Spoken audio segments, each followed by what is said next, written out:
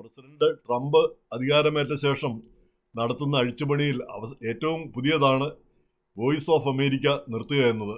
അതും അതിനോട് അനുബന്ധിച്ചുള്ള ചില സ്ഥാപനങ്ങളും, radio free Europe, radio liberty ഇങ്ങനെ തുടങ്ങിയ സ്ഥാപനങ്ങൾ. അപ്പോൾ ഈ സ്ഥാപനങ്ങൾ അമേരിക്കയെ പറ്റി നല്ല വാക്കുകൾ, നല്ല സന്ദേശങ്ങൾ മറ്റു രാജ്യങ്ങളിലൊക്കെ പ്രചരിപ്പിക്കാൻ വേണ്ടിയാണ് ഇവ സ്ഥാപിച്ചതെങ്കിലും ആ ലക്ഷ്യം അവ നിറവേറ്റുന്നുണ്ടോ എന്ന് സന്ദേഹമാണ്. അതുകൊണ്ട് ആർക്കെങ്കിലും എന്തെങ്കിലും ഒരു ഗുണമോ ഒരു മാറ്റമോ ഉണ്ടാകുന്നുണ്ടോ എന്നും സംശയമാണ്. അവിടെ ജോലി ചെയ്യുന്ന കുറച്ച് പേർക്ക് ഒരു ഗുണമുണ്ടാകാം എന്നൊഴിച്ചാൽ ഇതുകൊണ്ട് പ്രത്യേകിച്ച് പ്രയോജനമൊന്നുമില്ല. അതുകൊണ്ട് ആരും ഈ സ്ഥാപനങ്ങൾക്ക് വേണ്ടി കണ്ണീരൊടുക്കാനും പോകുന്നില്ല. അപ്പം അവിടെ ജോലി ചെയ്യുന്നവർ, ജോലി നഷ്ടപ്പെടുന്നവരോട് നമുക്ക് സഹതാപമേ ഉള്ളൂ. ഒരാളുടെ ജോലി നഷ്ടപ്പെടുക എന്ന് പറയുന്നത് സന്തോഷമുള്ളൊരു കാര്യമല്ല. അപ്പോൾ അത് കഴിയുന്നത്ര ഒഴിവാക്കാൻ ശ്രമിക്കുന്നില്ല എന്നതും ഖേദകരമാണ്. അപ്പോൾ ട്രംപിൻ്റെ പരിഷ്കാരങ്ങളിൽ വേറെയും ചിലതുണ്ട്. ഇന്ന് ട്രംപ് പറഞ്ഞിരിക്കുന്ന മറ്റ് ചില കാര്യങ്ങൾ, ഒന്ന്, ഈ ബൈഡൻ ഓട്ടോ പെൻ ഉപയോഗിക്കുക. അതായത് മുഴുവൻ ഒപ്പിടാനായിട്ട് സ്വന്തം കൈകൊണ്ട് കൈപറയ്ക്കുമായിരിക്കും പ്രായമുള്ള, അല്ലെങ്കിൽ ഈ ഒപ്പ് മുഴുവനാക്കാൻ പറ്റില്ലായിരിക്കും. അതുകൊണ്ട് ഓട്ടോ പെൻ, പേന തനിയെ ചലിക്കുന്ന പേന കൊണ്ട് ഒപ്പിടുകയായിരുന്നു ചെയ്തത്. അങ്ങനെയാണ് അദ്ദേഹം പലർക്കും പലരുടെയും കുറ്റങ്ങൾ നേരത്തെ മുൻകൂട്ടി അങ്ങ് ക്ഷമിച്ചത്. പുത്രൻ ഹണ്ടർ ബൈഡൻ അടക്കം, അതുപോലെ തന്നെ ഒട്ടേറെ പേരുടെ.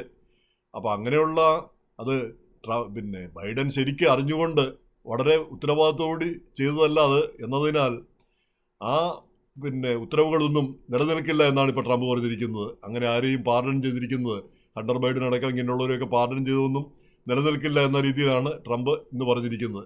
അപ്പോൾ എന്തായാലും തന്നോട് ഈ പ്രസിഡന്റ് സ്ഥാനം കഴിഞ്ഞതിന് ശേഷം തന്നോട് പെരുമാറിയ ആ പ്രതികാര മനസ്ഥിതിയോട് പെരുമാറിയത് ട്രംപ് മറക്കുന്നില്ല. അതിനോടുള്ള ആ വൈരാഗ്യം ഇപ്പോഴും അദ്ദേഹത്തിൻ്റെ മനസ്സിൽ നിലനിൽക്കുന്നു എന്നാണ് നമ്മൾ മനസ്സിലാക്കേണ്ടിയിരിക്കുന്നത്. ഇത് ഖേദകരമാണ്. വാസ്തവം പറഞ്ഞാൽ ഒരു പ്രസിഡന്റ് സ്ഥാനം ഒഴിഞ്ഞു കഴിഞ്ഞാൽ വേട്ടയാടപ്പെടേണ്ട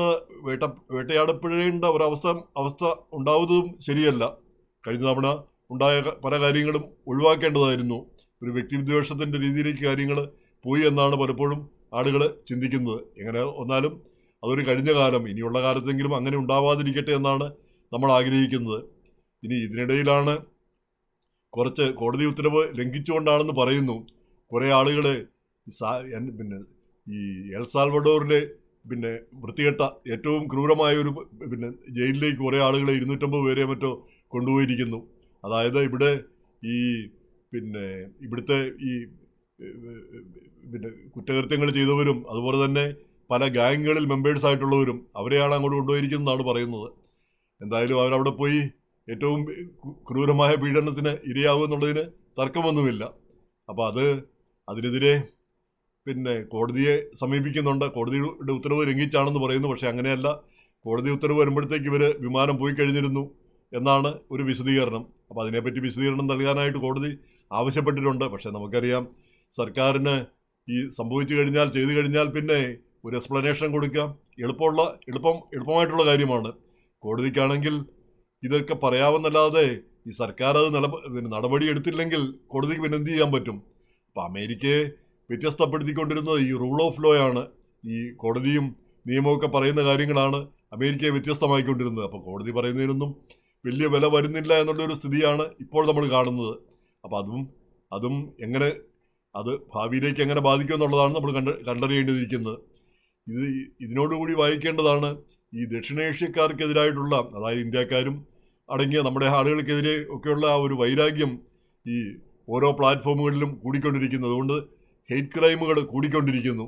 പ്രത്യേകിച്ച് ഏഷ്യൻസ്, പ്രത്യേകിച്ച് ദക്ഷിണേഷ്യൻസ്. നമ്മളാണല്ലോ ഈ മിഡിൽ ഈസ്റ്റുകാരും ഇവർ നമ്മളെപ്പോലൊക്കെ തന്നെയാണ് അവരും ഇരിക്കുന്നത്.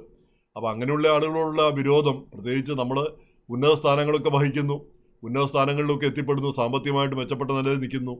അപ്പോൾ ഇതെല്ലാം ഹെയ്റ്റ് ക്രൈമിന് കാരണമായി തീരുന്നു എന്നാണ് പറയുന്നത്. അത് കൂടിക്കൊണ്ടിരിക്കുന്നു. ഈ ബൈഡൻ്റെ കാലത്തുള്ളതിനേക്കാൾ വലിയ തോതിൽ അത് വർദ്ധിച്ചുകൊണ്ടിരിക്കുന്നു. പ്രത്യേകിച്ച് ഈ സോഷ്യൽ മീഡിയയിലൊക്കെ പരിശോധിച്ചു കഴിഞ്ഞാൽ ആ വലിയ രീതിയിലുള്ള ഒരു ഹെയ്റ്റ് ക്യാമ്പയിനാണ് നടക്കുന്നതെന്നാണ് പറയുന്നത്. അപ്പോൾ അത് ആക്രമണത്തിലേക്കുമൊക്കെ വഴിമാറും എന്നുള്ള ഒരു ഭീതിയുണ്ട്. അത് ഒരു വൈറ്റ് റേസിസ്റ്റ് നിലപാടുകളിലേക്ക് ശക്തിപ്പെടുന്നതിന് ഇടയാക്കുമെന്നാണ് പൊതുവെയുള്ള ഒരു ഭീതി. അപ്പോൾ ഇങ്ങനെയൊന്നും സംഭവിക്കാതിരിക്കട്ടെ എന്ന് നമുക്ക് പ്രാർത്ഥിക്കാമെന്ന് മാത്രമേ ഉള്ളൂ. എന്തായാലും അങ്ങനെയൊന്നും ഉണ്ടാവാതിരിക്കട്ടെ എന്ന് കരുതാം.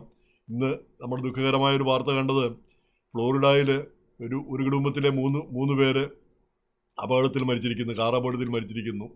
അതായത് ഭർത്താവും ഭാര്യയും 2 കുട്ടികളും പിന്നെ ഭർത്താവിൻ്റെ അമ്മയും, ഇത്രയും പേരാണ് സഞ്ചരിച്ചത്. ഭർത്താവായിരുന്നു ഓടിച്ചുകൊണ്ടിരുന്നത്. തെലങ്കാനയിൽ നിന്നുള്ളവരാണ് അവർ. അതിൽ ഭർത്താവും ഒരു കുട്ടിയും മാത്രം രക്ഷപ്പെട്ടു. പിന്നെ മറ്റൊരു കുട്ടിയും ഭാര്യയും അമ്മയും 3 പേര് മരിച്ചു. അവർ തെലങ്കാനയിൽ കാര്യപ്പെട്ട കുടുംബത്തിൽ നിന്നുള്ളവരാണ്. അപ്പോൾ അവരുടെ പിന്നെ സംസ്കാര കർമ്മങ്ങളെല്ലാം ഇവിടെ നടത്തുമെന്നാണ് പറഞ്ഞിരിക്കുന്നത്. പിന്നെ ശ്രദ്ധേയമായ മറ്റൊരു കാര്യം, തുളസി ഗബാർഡ്, അവർ പിന്നെ കോൺഗ്രസിലെ ആദ്യത്തെ ഹിന്ദു അംഗമാണ്. ഹാവായിയിൽ നിന്ന് വന്ന സമോവൻ വംശജയാണ്. അവർ പിന്നെ ഇന്ത്യക്കാരിയൊന്നും അല്ല, പക്ഷേ അവരുടെ അമ്മ ഹരേകൃഷ്ണ പ്രസ്ഥാനത്തിൽ ചേർന്ന് ഹിന്ദുവായിരുന്നു. അതുകൊണ്ട് മകളും ഹിന്ദുവായി. അവർ ഉറച്ച് വിശ്വസിക്കുന്ന ഹിന്ദുവാണ്, ഉറച്ച് പിന്നെ ഹൈന്ദവ വിശ്വാസമനുസരിച്ച് ജീവിക്കുന്ന വ്യക്തിയാണ്. അപ്പോൾ ഇന്ത്യയിലെത്തി അവർ ഭഗവത്ഗീതയെ പറ്റി പറഞ്ഞിരിക്കുന്നു. ഭഗവത്ഗീതയിലുള്ള ആശയങ്ങളും സന്ദേശങ്ങളുമാണ് തൻ്റെ ജീവിതത്തെ സ്വാധീനിക്കുന്നത്. നല്ല കാലത്തും കെട്ട കാലത്തുമെല്ലാം ആ പിന്നെ ഭഗവാൻ പറഞ്ഞിരിക്കുന്നതനുസരിച്ചാണ് അതാണ് തന്നെ സ്വാന്തനിപ്പിക്കുന്നതും തനിക്ക് പ്രതീക്ഷയും സന്തോഷവും നൽകുന്നതെന്നാണ് അവർ പറഞ്ഞിരിക്കുന്നത്. വളരെ കേൾക്കാൻ സന്തോഷമുള്ള കാര്യം. തീർച്ചയായിട്ടും ഒരു ഇന്ത്യക്കാരി അല്ലെങ്കിൽ കൂടി ഇന്ത്യയെപ്പറ്റിയും അല്ല ഇന്ത്യൻ വിശ്വാസങ്ങളെ പറ്റിയൊക്കെ പറയുന്നത് നമുക്കും സന്തോഷം ഉണ്ടാകുന്ന കാര്യം തന്നെ.